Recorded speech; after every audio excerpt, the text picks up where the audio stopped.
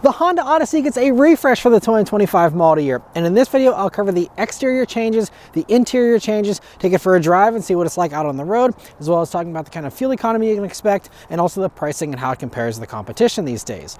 And so as far as the Honda Odyssey, well, this generation has been around for 7 years now, and we all thought it'd probably get a new generation, and instead it gets a second refresh after getting one in 2021. We have another one here, and most of the changes are more substantial on the inside, but on the outside here, very briefly, you get a new front bumper and a new grille now that gives the look a slight different look than it had previously.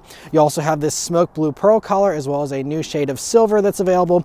You also have some new 19-inch wheels here on this Elite trim, and some slightly tweaked wheel options on the others as well. And then going out to the back there, you have a new rear bumper design that strangely has the rear reflectors from the Acura NSX supercar that's been since discontinued. A fun little factoid there if you're an enthusiast, but otherwise, you know, just a nice design front and rear. You know, nothing has radically changed, just freshens it up a little bit, but honestly, I think even Odyssey buyers probably won't notice it unless this is actually pointed out, because it's very, very subtle changes. But let's head on to the inside where there's some more substantial stuff. So as far as the interior changes for the Odyssey for 2025, most of the changes are up front here, and you'll see even like these seats are a very nice new kind of combo here for the leather in this Elite trim. But it's important to know that you can now get leather as standard in all Odysseys because they got rid of the base EX trim. So now the lowest trim is EXL, which means you got to spend like almost 45 grand for a base Odyssey, but that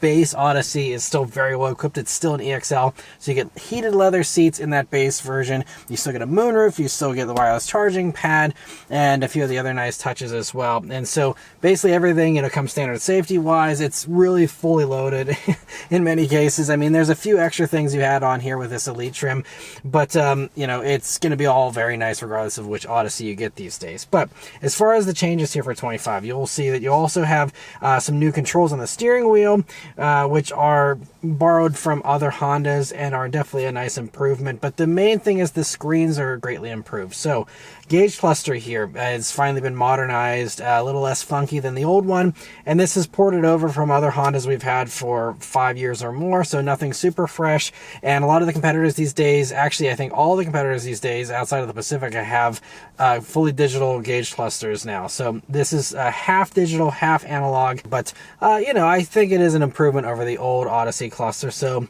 baby steps here, but it would be nice to see, you know, some of the more modern stuff we see in other Hondas even.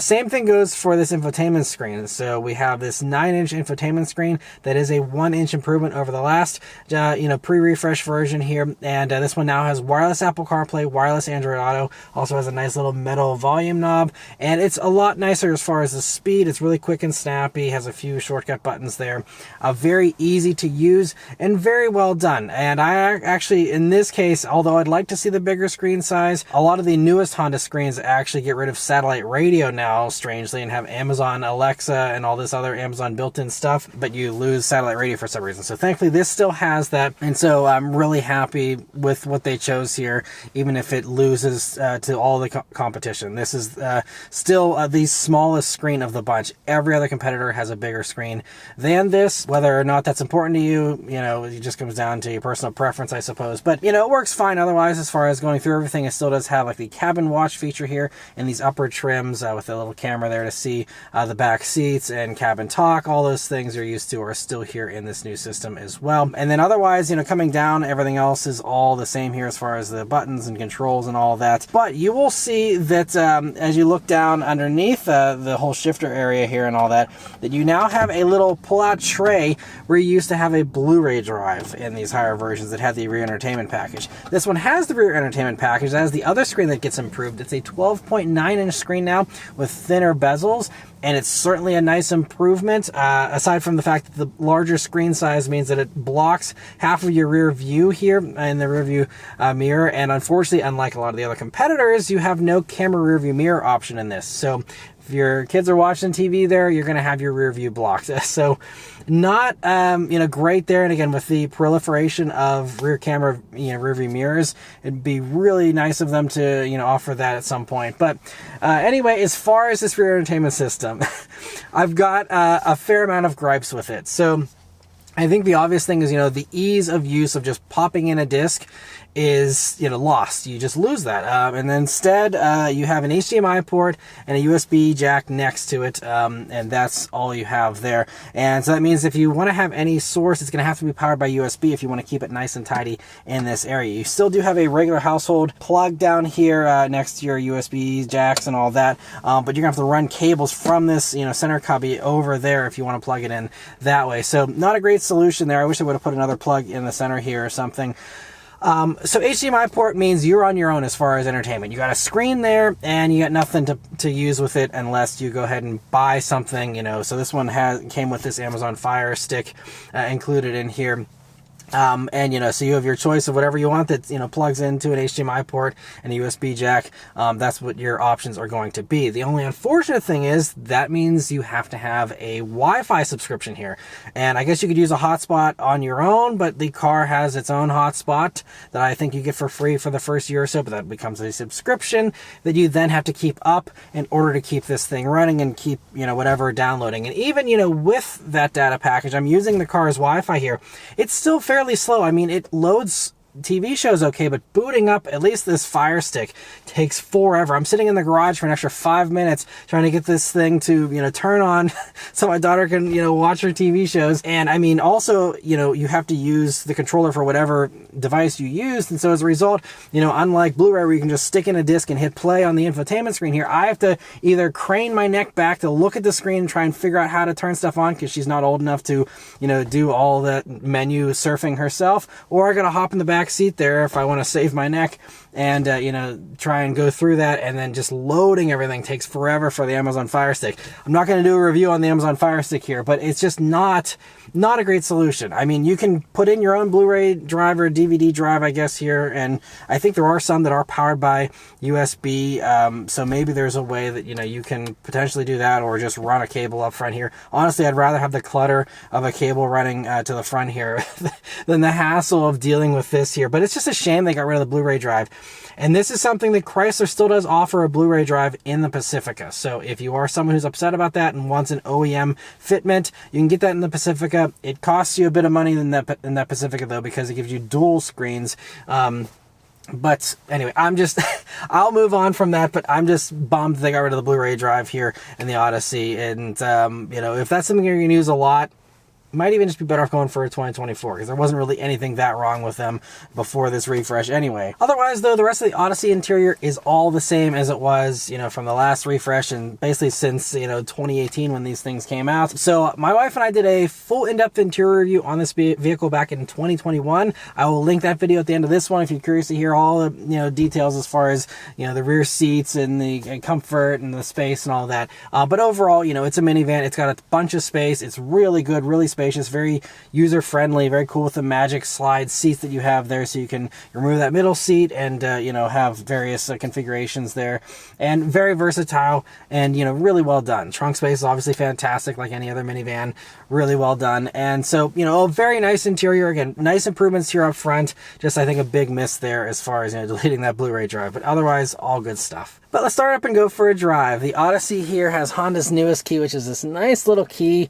Just has a few buttons there in the back, including to control the doors, which is very nice you have that, since this doesn't have the hands-free door opening like you get on the Pacifica. But really nice that you have this. Also, I think the Carnival has hands-free doors, but at least you got it on the fob there, so that's nice. But of course, it is keyless access, keyless entry, and push-button start. So you just leave the key in your pocket, hit the engine start button, and it starts right up. Alright, so setting off here in the 2025 Odyssey. So as far as the driving experience, it's identical. Everything is the same. So I'll save you some time here. If you're familiar with how the Odyssey is driven over the past 7 years, you can skip ahead in the timestamps there to hear my discussions on the pricing and how it compares to the competition these days. For anyone who is unfamiliar with the Odyssey and how it drives, it's really nice. I'd say it's, you know, one of my favorite driving ones in this segment. I like the way it drives, I think, a little bit better than the Carnival for sure, and has more power than the Sienna, and you know, I think is a little more buttoned down with the handling than the Pacifica as far as high high level comparisons there. But you know, the one thing I really love too is the great visibility here in Odyssey. Nice large windshield, pretty thin A-pillar, really good view out of the sides, nice large glass, of course, being a minivan. View out of the back is fantastic, again, as long as you don't have those headrests up in the back or have that TV down, but you know, really nice and easy to see out of. The only shortcoming here is that I think all the competitors these days offer a 360-degree view camera, and you don't get that here in the Odyssey at all. It's not even an option. Even in this fully loaded Elite version, you just have a regular backup camera, and that's it. And that's a little bit unfortunate because, you know, whenever you're parking something, especially something this large in tight parking spaces, it'd be nice to have that 360 camera. And again, all the competitors offer it.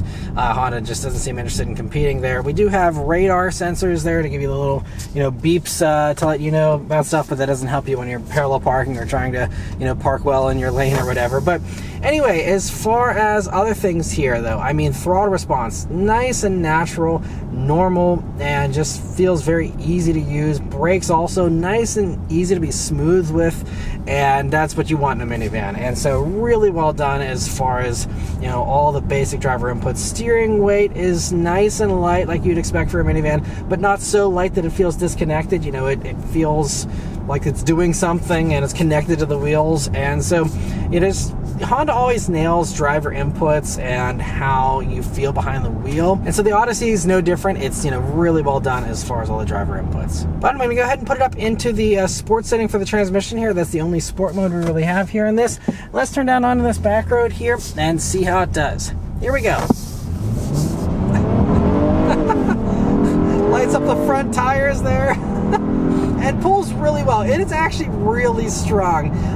And so we just have still a 3.5 liter naturally aspirated V6 engine, does 280 horsepower, 262 pound-feet of torque, only through the front wheels, through a 10-speed automatic transmission, and produces a 0 to 60 time of 6.7 seconds, according to Car and Driver. And so, I mean, it's a good amount of power. You know, it's enough that, again, I've been, especially here in the winter time, been you know, a little easy to spin the tires in this. You know, I think, you know, this is really a nice, you know, amount of power, but that kind of works against you sometimes in low traction situations. And you know, it'd just be nice for them to offer all-wheel drive again. Everyone else does at this point, aside from the Carnival, I suppose, but you know, everyone else offers it, and just seems kind of strange they're not wanting to compete in that. Maybe we'll finally see that for the next generation, whenever that comes at some point here in the future. But as far as, you know, all the other driving stuff, though, I mean, the transmission is really well programmed, so it gives you downshifts nice and quick. It hasn't aggravated me at all. And I mean, again, I've lived with one of these for a week again, just a few years ago. But you know, it's all just very direct and just does exactly what you want it to do. That's the bottom line here, is there's just no confusion, no weirdness. It just goes the way you want it to and the way you're expecting it to. And also, we're on this road right now that usually generates a little bit more road noise, and you hear a little bit of road noise, but it's really, you know, quite refined and pretty quiet in here. It's been a very serene thing to drive around in here for the past few days, and obviously the ride is so nice and smooth, and you know, they really made sure that obviously this is a family vehicle first and foremost, so all that comfort stuff is really top notch here in this, and really well done. But we're coming off some corners here that I always take, and I know this is no sports car, but we're just going to go around a few corners here and briefly sample the handling here in this vehicle and see how it handles. So these weigh just under 4,600 pounds now, and as far as, you know, the handling, you know, I mean, it handles like a minivan, but I'd say it, again, handles better than Pacifica in my opinion. I think that also, you know, Sienna is also a very good handler these days, so I don't, you know if this is the best handling one of the bunch, but I think it probably handles a little bit better than a Carnival as well. And yeah, it does a really good job. Again, I just wish it had all-wheel drive. That would make handling even a little bit better, especially, again, those low traction situations. But other than that, totally fine as far as the handling goes. Nice and flat, too. There's not a lot of body motion, so if you are someone, even if you're not trying to drive it like a sports car, if you're just in a little bit of a hurry and you're rushing and you push it a little bit, it's going to hold up, and it's not going to fall apart and be floppy or anything. You know, Obviously there's limits here, and it will definitely, you know, resort to understeer if you get a little bit too hot in a corner, but you know, it's going to mostly keep up with you pretty well here. And for a vehicle like this, honestly, it does better than you might be expecting if you haven't driven this generation Odyssey. It's actually pretty good as far as handling, all things considered. And now out on the highway here in the Odyssey, it's also a nice highway cruiser. Again, a little bit of road noise, maybe out here a little bit more than some of the competitors potentially, but still, you know, totally fine. We have a gentle corner here we're going around. I do have the adaptive cruise control system on with the lane keep assist function, which is all standard now for 2025. Over the past few years, most car companies have really piled on all the safety stuff as standard, and the same thing goes for the Odyssey, especially with the Odyssey, you know, now having, you know, these higher trims as standard. Means that everything comes standard on this. So blind spot monitoring, rear cross traffic alert, automatic emergency braking, you know, all these things in addition to, again, adaptive cruise and lane keep assist, all standard, and it does a really good job. Honda's system with lane keep is one of the better ones in my opinion, in my experience over the past several years. It does a really good job of not pogoing, you know, giving you confident assistance of, you know, staying in the lane. Obviously it's still a hands-on system, but, you know, allows you to kind of, you know, relax just a little bit as it makes those micro corrections, you know, especially on long drives and stuff. It'll certainly be nice to have that, you know, a little bit of assistance, but yeah, it's beep. It did a beep there for some reason. I'm not sure why, but, you know, going around this corner as well, nice and assertive with, you know, giving me a good steering assist, you know, making sure that it's steering well. Again, I'm just basically resting my hand on the wheel here, and it's doing a really good job. So glad that, you know, it's really top notch. That is one really nice thing about the Odyssey here, is it does a very good job with the driver assistance tech. And there's a few others out there that do a pretty good job as well. But to me, this is one of the better ones as far as that assistance here out in the minivan. One other safety tech thing though that this doesn't have, that the Sienna now has, is an ultrasonic sensor that can detect people or animals inside of the vehicle and alert you intelligently if, you know, you leave those people or animals behind. That's something only Sienna offers right now for 2025 model year. Maybe others will follow suit eventually, but the way Honda, you know, doesn't really seem to be interested in competing on features, you know, compared to the others. You know, I just think that's one really nice thing that the Sienna offers that none of the others do. And another area, in addition to that 360 camera, where the Odyssey does fall a little short as far as the safety technology. But, you know, crash safety is always very good here in the Odyssey. It's always top notch. And, you know, so that is, you know, at least one other really good thing here of this. Fuel economy for the Odyssey here is 19 mpg in the city, 28 on the highway, and 22 combined. And in my driving here, I haven't driven really that many miles here yet this week. I'm filming this a little bit earlier in my media loan here. But my last time that I had a 2021 Odyssey, which was mechanically identical, I did about 200 miles or so in that one, and I got about 19.5 mpg in my driving, which is usually around town suburban driving with a little bit of highway mixed in. You know, so I was basically overperforming slightly on that city rating, but you know, still struggling to crack into the 20s there. So, you know, fuel economy is one of those cases where, you know, this is pretty much the same as a regular V6 Pacifica or the V6 Carnival, but Honda's the only one that doesn't offer any kind of hybridization. With the Sienna, hybrids are standard. Carnival, it's an option. And in the Pacifica, that's the most electrified one here, still offering a plug-in hybrid, where, you know, that will give you actual electric range, about 30 odd miles of electric range, and also give you that hybrid functionality even when that battery is depleted.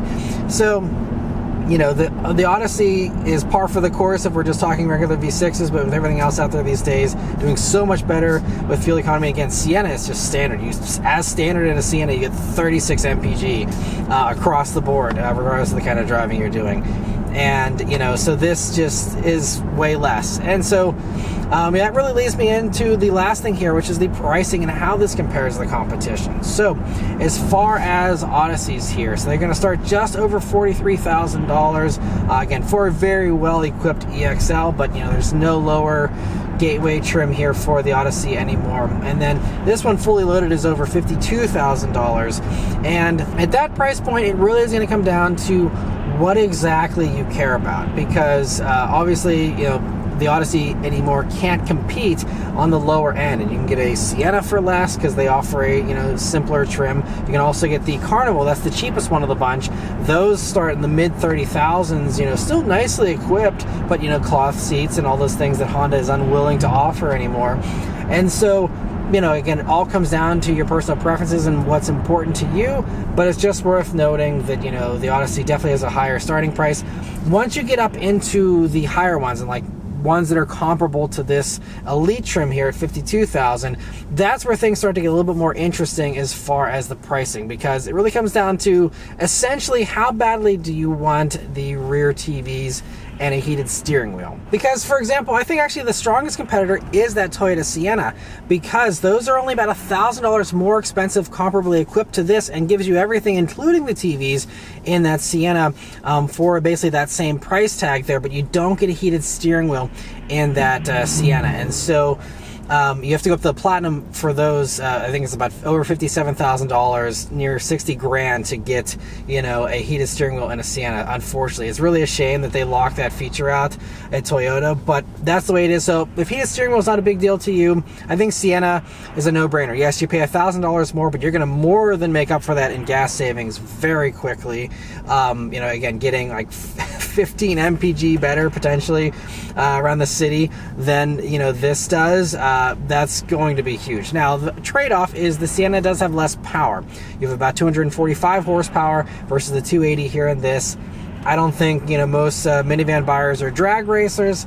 I think the Sienna is totally fine. It just, the engine has to work a little bit harder, but it's really not bad. And again, for the massive amount of fuel savings you get, absolutely, I think the Sienna's, you know, going to be the smarter way to go.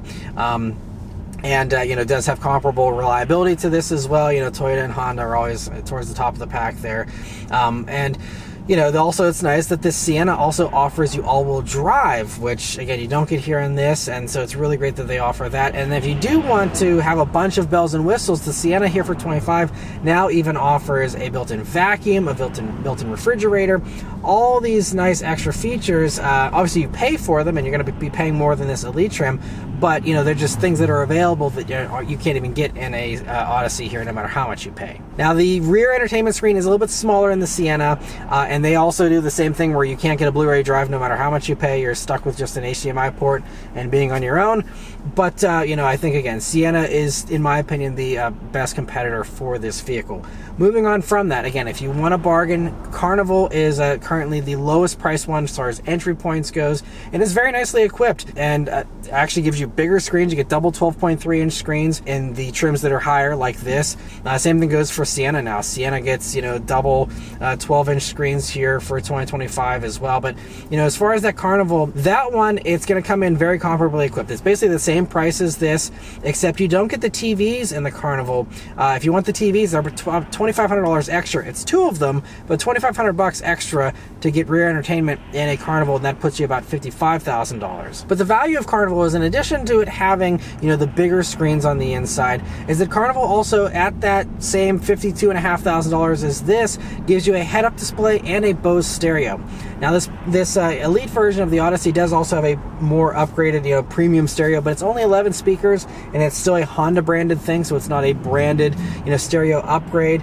And you know, as far as, you know, the trim structure here for Odyssey 2, you know, briefly I'll mention, you know, like this Elite is 52, but you can get like a very nice touring trim, which basically just loses the ventilated seats, loses again that upgraded stereo, and you know, like you don't get the kick to open feature for the rear tailgate there, and you know, a couple other minor things. But you know, I think that, you know, you could be totally fine in a touring as long as you don't need to have those cooled seats. You know, and I think you also lose the heated steering wheel. But, you know, as long as you don't need those things, I think that touring is also very nice, and those are only about $48,000. Another very strong competitor, though, is the Pacifica. And I actually just spent a week with the Pacifica back earlier in 2024. And Pacifica, the plug-in hybrid version I had was really nice, but even the non-plug-in hybrid, if you go for just regular V6 Pacifica, it comes in actually $500 less comparably equipped than this vehicle does if you're going for one of these higher trims. Now, Pacifica also has a higher starting price for 2025, and it's actually even slightly higher than this, so it's not a great one if you want to have one of the cheapest minivans. But if you're going for these top trims, for $500 less, you actually get Napa leather, you get heated second row seats in that Pacifica, you also get a big panoramic double pane kind of moon roof. Same thing as Carnival gives you that as well. But you just have some really nice stuff there for $500 less. So Pacifica is actually very comparable and, you know, very impressive and competitive. But the other thing with that is same deal as with the Carnival. You got to pay big money if you want to have the rear entertainment. And if you want rear entertainment, that's going to be another $3,300. It gives you like the kick to open side doors and a few other things, but it gives you double screens that have Blu-ray drives, have the Amazon Fire built in, by the way, no external little stick you got to play around with. It has, you know, it all built into the screen there, and 2 of them. So, you know, I'd say, you know, that might be the nicest of the, you know, entertainment systems there. So it just comes down to, again, personal preference, but you pay for it. I mean, $3,300 for 2 little TVs, you know, with a streaming thing and a Blu-ray drive. It's a little steep for sure. So, not saying it's the best value, but if, you know, you want the ease of use of a Blu-ray drive or those double screens, you know, again, Pacifica is a really nice option that offers that there. Again, if you don't need those screens, again, you come in with a nice little bit of savings and some extra equipment there in the Pacifica. But at the end of the day, if you want every single feature that the Odyssey has, including the TVs, the heated wheel, all those things, if you can't live without a single one of those features, then yes, this gives you all those things for less than those competitors do. So that is really going to be, you know, the bottom line. Is it's going to come down to what is important to you. Each of these minivans has their own niche, so it really is going to come down to exactly what fits what you're looking for as far as what the best deal will be. If you are looking for the best deal on any of these minivans, though, you're definitely going to want to head to mattmotoring.com and head over to the new car quotes page. There you'll be able to, you know, select the vehicle you're interested in and get dealer invoice pricing, as well as getting connected to a dealer if you'd like. And, you know, they can show you the vehicle in person. You can take it for your own test drive, check it out, you know, and see, you know, which one fits you and your family best. So I'll leave a link in the description as well as one in a pinned comment here, so you can head right over to there and, you know, get that info there if that's something you're interested in. The last little wild card I'll also mention is the Volkswagen ID Buzz. Is a new minivan here available for 2025, and it's electric, and it's the first electric minivan out there on the scene.